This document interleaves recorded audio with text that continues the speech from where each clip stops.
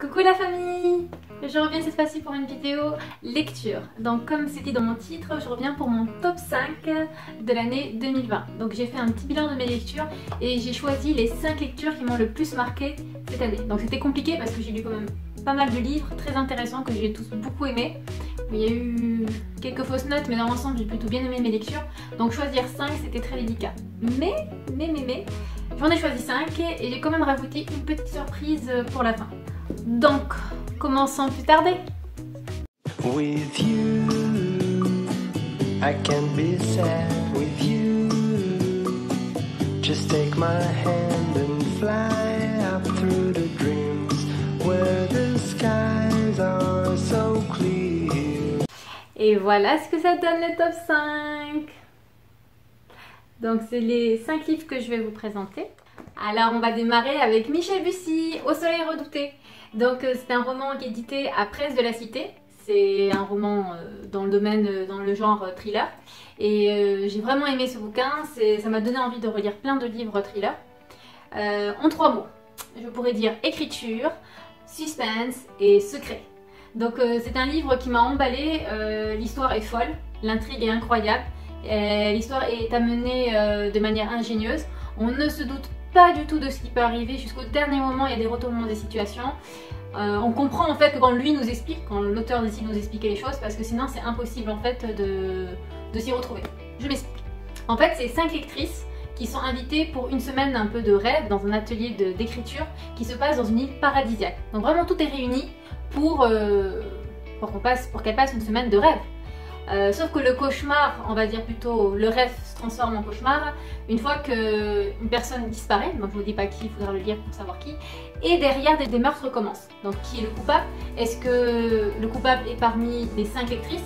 Est-ce que c'est une des 5 lectrices ou les accompagnants qui sont venus avec elle? Moi j'ai kiffé, une fois qu'on démarre et que l'intrigue s'enchaîne, le rythme il est fou. Et vraiment ça nous rend fou parce que moi en tout cas j'ai pas du tout réussi à trouver c'était qui. Et j'étais agacée quoi, j'avais envie de savoir.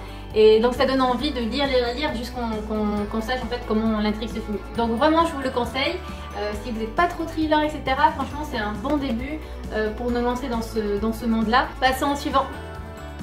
Alors mon top 4 va être du coup Cogito de Victor Vixen. Donc vous ne pouvez pas ne pas le mettre en fait dans mon top 5 parce que ce bouquin c'est celui qui cette année m'a redonné envie de lire. Donc avec ce bouquin lors du confinement j'ai repris la lecture et depuis je ne me suis pas arrêtée. Donc si je pouvais dire en 3 mots Cogito, ça serait robot, intelligence artificielle et science-fiction.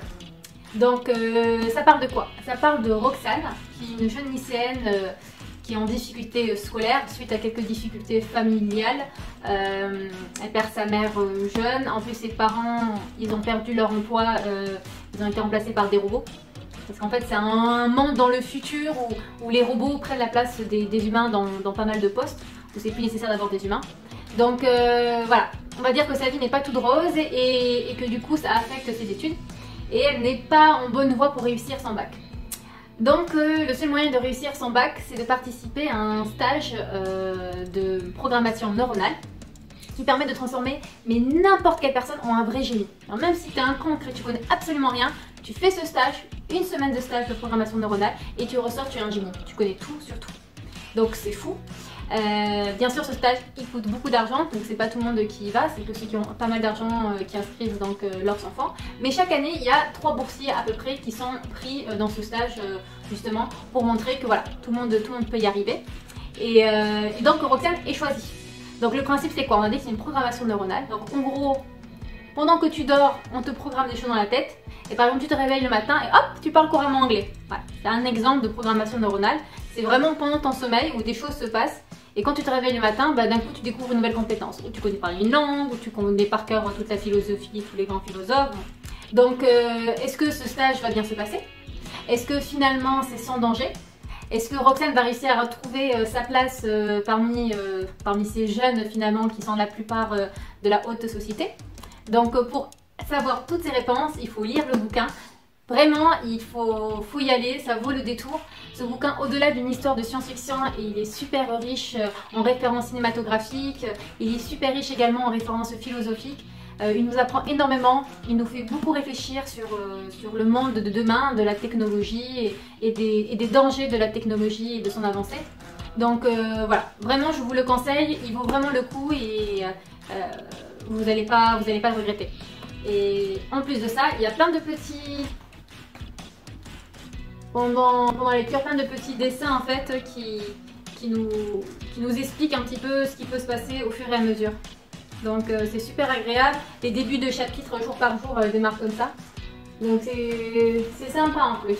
Vraiment, il est magnifique ce bouquin. Voilà, allez, on passe à la suite. Alors, et mon top 3, c'est La Faucheuse de Nils Schusterman. J'ai écorché un petit peu le nom. Hein. De Robert, édité chez Robert Laffont. Donc, que dire de ce livre? Déjà, si je dois le définir en 3 mots, je dirais immortalité. Encore intelligence artificielle, décidément il y a pas mal d'intelligence artificielle dans ce top 5. Et glanage. Donc je vous explique tout cela. C'est un livre qui est assez original parce que comme dystopie, ça change un petit peu des autres dystopies qu'on peut lire. C'est pas une fin du monde, c'est pas... les choses ne se sont pas empirées, mais bien au contraire.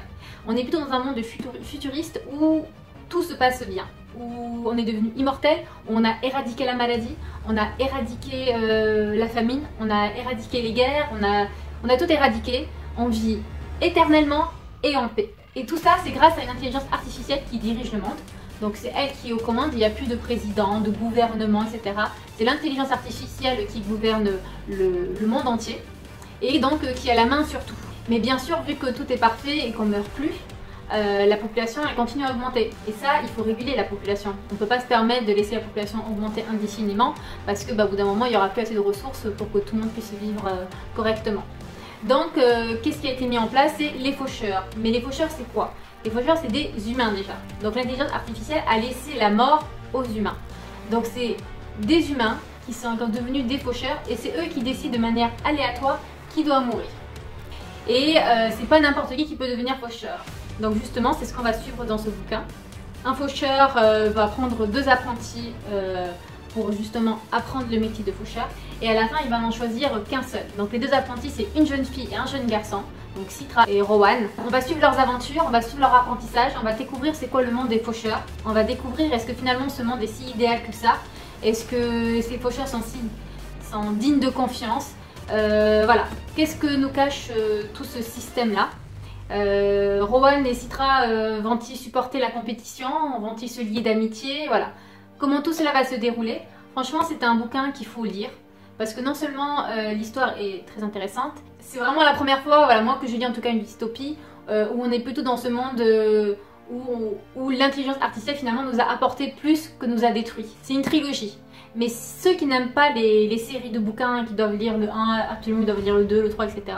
Ce bouquin non seulement, donc tu peux le lire en trilogie, parce que la fin est intéressante et on a envie de lire la suite, mais l'auteur a été assez intelligent, je dirais, pour que ceux qui n'aiment pas lire les séries peuvent s'arrêter au tome 1. On n'est pas frustré parce que la fin est tellement ouverte en fait que ce premier tome peut se suffire à lui-même.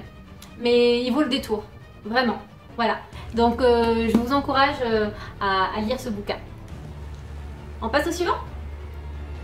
Alors le top 2, donc en tout cas la deuxième place dans le podium, est donnée à l'année de grâce. L'année de grâce de Kim Liggett.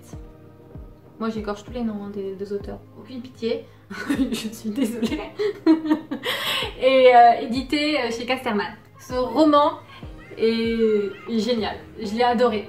Il est tellement bien et intéressant et on s'immerge tellement à l'intérieur que moi j'avais l'impression d'être avec les personnages dans l'histoire et même en dormant je réfléchissais à l'histoire quoi, tellement que c'est bien amené, tellement que c'est bien écrit et on est vraiment dedans quoi, on vit l'histoire.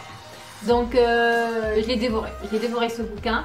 Si je peux donner 3 mots comme pour les autres bouquins, je dirais magie, solidarité et survie. Donc où on est?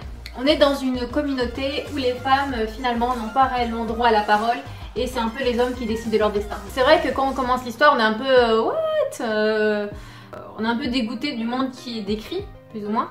Mais l'histoire elle est pleine, c'est ça qui est fou, c'est que c'est un roman pour moi qui prône la liberté et qui envoie plein de messages de solidarité et Oui, et de féminisme également, elle donne pas mal de messages de féminisme, le fait vraiment où on doit être solidaire entre nous pour avancer et réussir. Et ça, c'est génial. Donc l'histoire, c'est quoi? C'est dans cette communauté, à l'âge de 16 ans, les filles sont exilées dans une forêt. Elles sont exilées dans une forêt pendant 1 an. Pourquoi? Parce qu'on considère qu'à l'âge de 16 ans, elles ont une magie en elles qui est dangereuse pour la communauté et que du coup, il faut 1 an pour que cette magie se dissipe. Donc à 16 ans, ils les envoient tous dans cette forêt-là pendant 1 an. Et quand elles reviennent dans des états qui sont pas top quoi. Elles sont pas comme avant, on sait pas trop ce qui se passe, on n'a aucune idée de ce qui se passe. Même les femmes entre elles ne parlent plus jamais de cette année comme si elle n'a jamais existé. Et ça, c'est pour ça qu'ils reviennent. Parce qu'il y en a certaines qui ne reviennent même pas. Donc voilà, c'est vraiment intriguant, c'est un peu flippant. Et on se demande mais qu'est-ce qui se passe en fait durant cette année d'exil. Donc justement, on va suivre Tierney qui, elle, a 16 ans. Et elle va vivre son année d'exil. Moi j'ai adoré le personnalité de Tierney, alors même si on n'est pas d'accord forcément avec tous ses choix, mais moi j'ai trouvé que c'était une fille intelligente, gentille, solidaire, déterminée, forte, ambitieuse, libre. Elle a vraiment énormément de qualités. J'ai adoré son personnage dans l'histoire. Si vous êtes intéressé par l'histoire, faut lire pour connaître le dénouement de Tierney. Savoir finalement est-ce que ces filles sont magiques ou pas.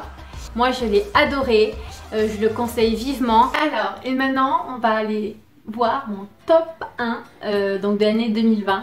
Et donc j'ai choisi Aquarelle les étoiles de Manon Fargeton. Donc édité chez Gallimard Jeunesse. Donc ce bouquin, comment dire ça? Qu'est-ce que je peux dire de ce bouquin? Je l'ai dévoré. Je l'ai dévoré en l'espace d'une journée. Même pas, en quelques heures en réalité. Alors après, il n'est pas très gros. Bon, il y a 400 pages quand même, mais les écritures, vous avez vu, les pages sont très aérées. Donc ça se lit très facilement. Donc, si je peux dire 3 mots pour ce bouquin, je dirais destin. Je dirais les liens, ou l'union, comme vous voulez. Et l'amour. Ça définirait bien ce bouquin. En tout cas, ce bouquin était pour moi bouleversant. Il m'a beaucoup émue, beaucoup pleuré. Alors après, je suis quelqu'un de sensible. Mais même en racontant l'histoire, j'ai raconté l'histoire à mon compagnon. Et je me suis mise à pleurer à des moments donnés alors que je racontais seulement l'histoire. Donc vraiment, il m'a énormément touchée. Et c'est pour ça qu'il prend la position numéro 1 de toutes les manières de mon top 5. C'est parce qu'il m'a énormément émue. Moi je crois beaucoup au destin de base et donc cette histoire pour moi j'ai l'impression que ce livre était fait un petit peu pour moi. On nous raconte en fait l'histoire de 5 personnages, chacun isolés l'un de l'autre, ils n'ont pas forcément tous des liens, mais on se rend compte que finalement à partir d'un événement, d'un message qui va être envoyé au mauvais téléphone, que tout s'imbrique l'un dans l'autre et que finalement chacun a un lien avec l'autre. Et ce que j'aimais dans ce livre, c'est de se dire que des fois, des petits événements vraiment insignifiants peuvent amener des grosses conséquences très positives peut-être pour d'autres personnes et que finalement, on peut tous apporter aux uns et aux autres. Donc voilà, en tout cas, j'ai énormément aimé ce bouquin. Je ne sais pas quoi vous dire de plus à part de le lire.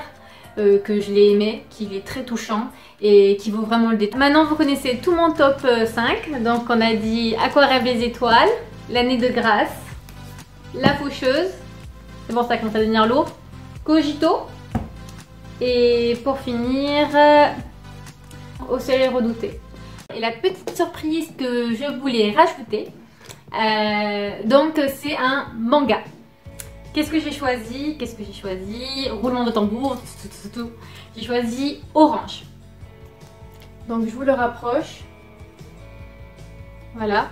Donc Orange, pareil. Donc là, il y a 3 mots qui sont marqués derrière. Comme ça, c'est réglé. Science-fiction, poésie, romance. Il a été écrit par Ishiko Takano. Et l'édition, c'est Akata. Je lisais pas vraiment les mangas, c'est avec Orange que j'ai commencé à lire, donc à me plonger dans l'univers des mangas. Donc je ne suis pas du tout une spécialiste, je suis une novice. Ça a vraiment été un coup de cœur et c'est ça qui m'a lancé vraiment dans le genre du manga. Ce que j'ai aimé dans cette histoire en fait, donc c'est un groupe de 6 amis, donc 3 filles et 3 garçons. ils sont au lycée. Et ce qui est génial en fait, c'est qu'une d'entre elles, donc la principale qui s'appelle Nao, elle reçoit une lettre. Mais elle reçoit une lettre de qui? D'elle-même. Elle reçoit une lettre d'elle-même, mais d'elle-même dans 10 ans. Donc vous imaginez, c'est quand même fou. Vous rentrez chez vous et il y a une petite lettre qui vous attend de vous-même dans 10 ans. Mais c'est fou. Moi, j'ai toujours, je me suis dit, si j'étais moi dans le futur, qu'est-ce que je dirais à la petite Nashwa, etc.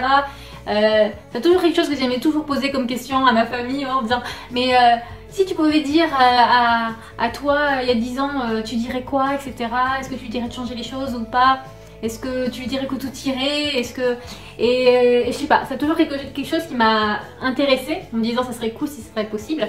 Et ce manga, je suis tombée exactement sur cette histoire. Donc franchement, c'était fait pour moi quoi.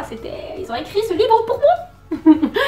Donc en tout cas, j'ai bouffé toute la série. J'ai adoré l'histoire et je vais pas vous dire réellement en fait qu'est-ce qu'elle ressent de cette lettre parce que je préfère que vous le lisiez. C'est juste que elle aimerait qu'elle fasse les choses différemment et elle a envie en fait de l'aider pour lui permettre de, pourquoi pas, qu'il y ait des conséquences en fait sur quelque chose de grave qui s'est passé dans le futur. Donc je vous dis pas quoi parce qu'il faut le lire. Et à chaque fois dans ces lettres là, elle va lui dire plus ou moins ce qui s'est passé dans ce jour-là et comment elle doit la modifier. Donc au départ elle y croit pas trop, mais quand elle commence à voir qu'en fait les événements arrivent vraiment, elle commence à y croire. Donc à vous de voir, est-ce qu'elle va suivre ses conseils, est-ce que ça va changer quelque chose, et est-ce que ça valait le coup finalement d'envoyer cette lettre 10 ans en arrière. Voilà, donc c'est fini pour moi. Ça a été un plaisir de vous partager mes lectures et surtout les lectures que j'ai préférées. Je vous dis à bientôt et j'espère vous retrouver pour une prochaine vidéo. Salut!